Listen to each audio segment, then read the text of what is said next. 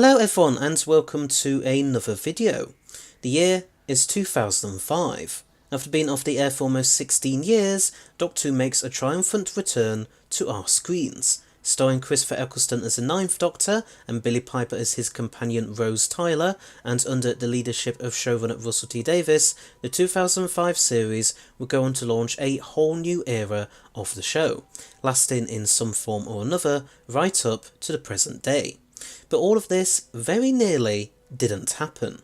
In our timeline, some BBC high-ups tried to stop this revival dead in its tracks, which begs the question, what if the 2005 revival had never happened?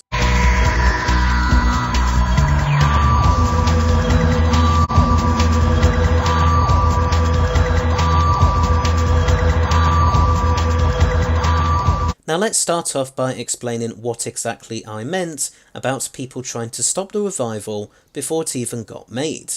In our timeline, during pre-production of Series 1 in summer 2004, then BBC Director General Mark Thompson had asked if it was too late for the show to be cancelled. This was allegedly due to a request made by Michael Grade, who was chairman of the BBC's Board of Governors at the time and had tried to cancel the show before, back in 1985. Thankfully for us, Lorraine Heggessey, BBC One's then controller, joined forces with Jane Tranter, the BBC's then controller of drama commissioning, and Julie Gardner, the BBC's head of drama at the time and executive producer for the show. And they all informed Thompson that work was too far along on the show for them to cancel it. They also argued that to cancel Revival at that point would represent a massive waste of resources and damage the BBC's public reputation. But for the sake of this alternate timeline, we'll say that Thompson and Grade persist further and manage to get the revival cancelled before it even has a chance to truly get going. As Heggessey, Tranter and Gardner predicted, this would have damaged the BBC's standing quite a lot, as a lot of time and money would have been wasted, and Doctor Who fans and the general public as a whole would doubtless be really annoyed about it. It would be a major blow for those who had tried to bring the show back, such as Heggessey, Tranter, Gardner and especially Russell T Davies, but there would be nothing that they could really do. Whilst they could tell that there was still an appetite for Doctor Who, something they would continue to inform the likes of Thompson and Grade, only to fall on deaf ears, any chance of it coming back were now scuppered by the personal tastes of a few important and powerful people. But if you think that would be the end of this scenario, you'd be wrong. Doctor Who would still continue in some form, just not in the way it did in our timeline.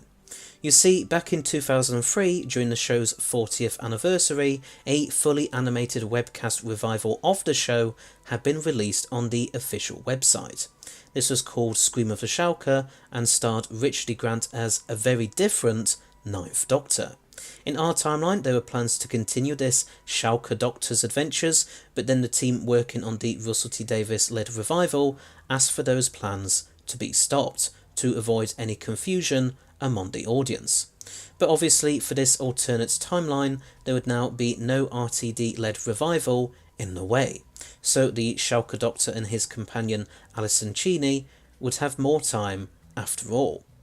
Before we go any further though, I should add that I'm not too sure about the exact timeline of how things went down.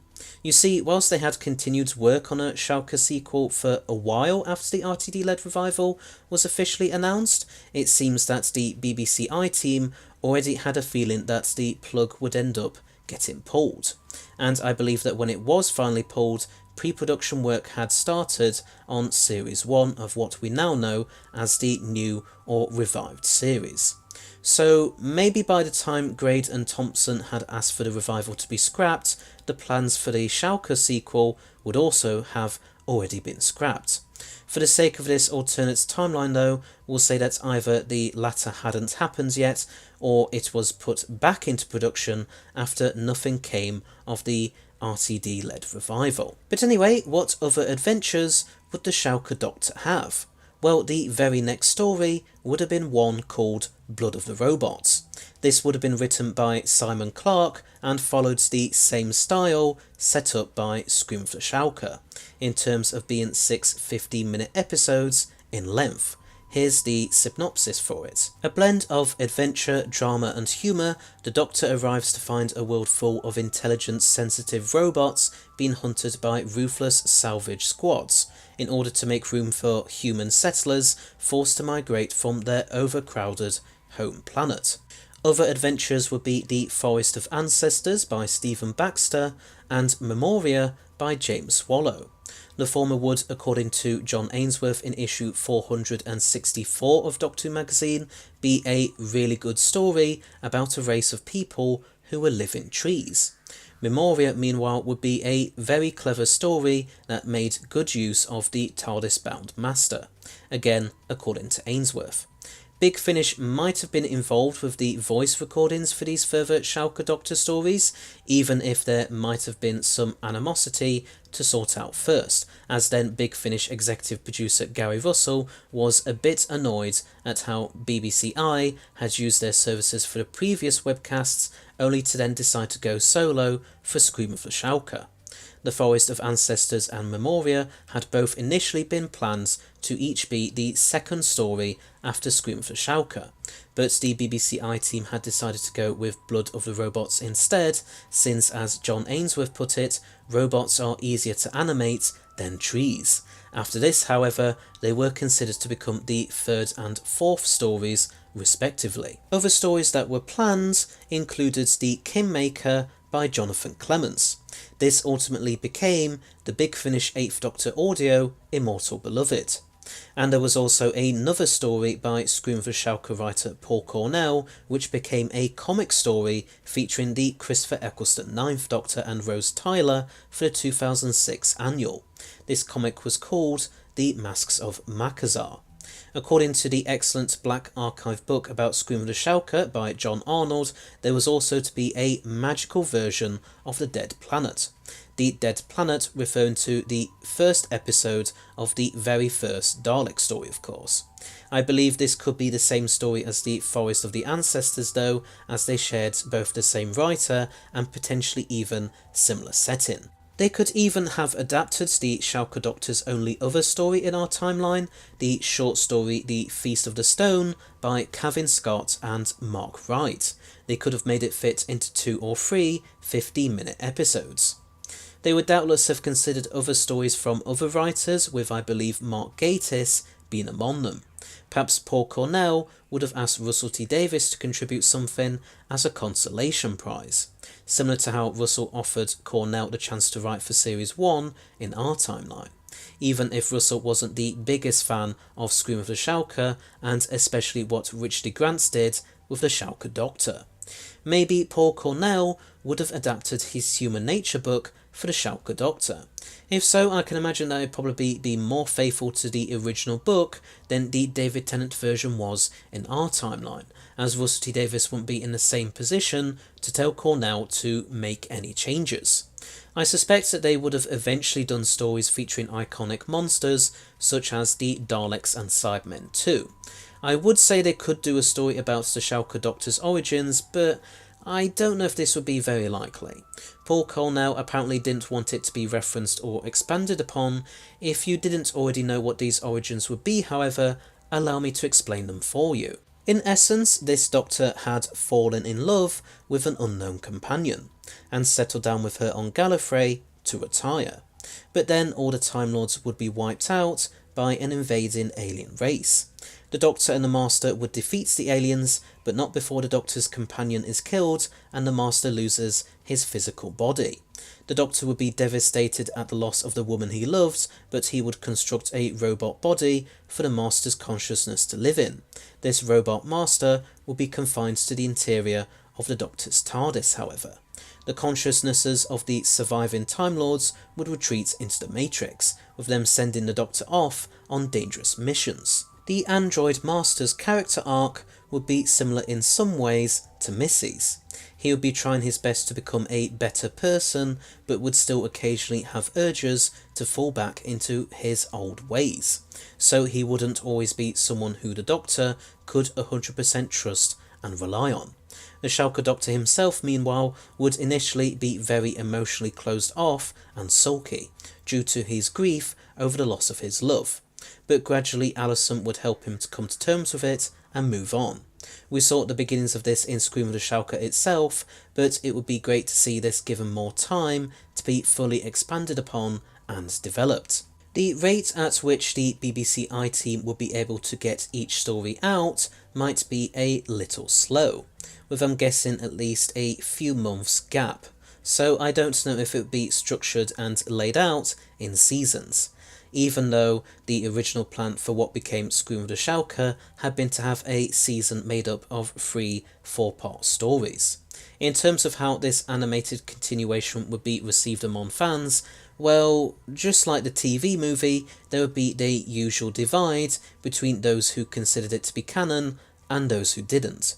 Its reputation wouldn't have been helped by the fact that in our timeline, the BBC I-Team ended up being so secretive that they put a journalist from Doctor Who magazine in a cupboard. Maybe the Shulker Doctor would have eventually become to be seen as the official 9th Doctor, and given some BBC books to tie in with the webcasts, and maybe one day, long after the webcasts had finished their run perhaps, there would be some Big Finish audios that tied in with it as well.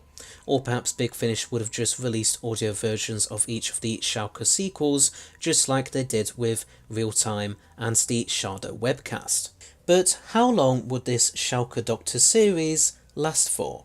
Well, I suspect at least 3 or possibly 4 years.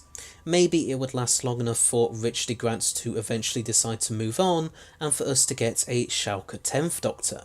Perhaps this could have still been played by David Tennant, given that he had a minor role in Scream of the Shulker. Or perhaps it would be someone else entirely. But what I am pretty sure about is that this wouldn't be the same as the new series was in our timeline. What I mean is that it wouldn't really be seen as a permanent continuation of the show that attracted lots of new viewers, even if that had been the BBC I-Team's original intention. It would be a very niche thing existing on a very tiny corner of the internet and watched by a small amount of mostly already existing fans. It wouldn't be the big return for the show. It would just be a curious little thing that kept the show's light switched on for a bit. Eventually though, it would probably come to an end. The animation team at Cosgrave Hall Films would still go bust in 2009, so I can't imagine the Shulker Doctor series continuing past that. And I bet at least a few years would pass by before some other attempt was made to bring Doctor Who back. Perhaps Russell T Davies would try again in the 2010s to get the show back on TV, or perhaps the Shulker series really would be the final nail in the coffin for at least some time. I can't imagine it would be the permanent end for Doctor Who though. Things might have just taken a little bit longer. But anyway, so there's my take on what if the 2005 revival had never happened. But what did you think? Do you like my take on it or not? And would you have done anything differently? Please let me know in the comments section below. Anyway, so thanks for watching, I hope you liked it. Please don't forget to press that subscribe button below, as well as press the bell icon at the side of it, so you'll stay notified of when all my new videos come out. This channel currently has 1,511 subscribers as of time of writing and recording this video. But if we can get to 2,500 by the end of this year, then I will do another Q&A. You can ask me whatever questions you want, just keep them polite please. Also please rate and comment below your thoughts on all of this, and please feel free to donate to my Ko-fi, link in the description, or send me a YouTube super thanks below, if you want to of course. And I shall see you all in another video. So, until next time, bye bye!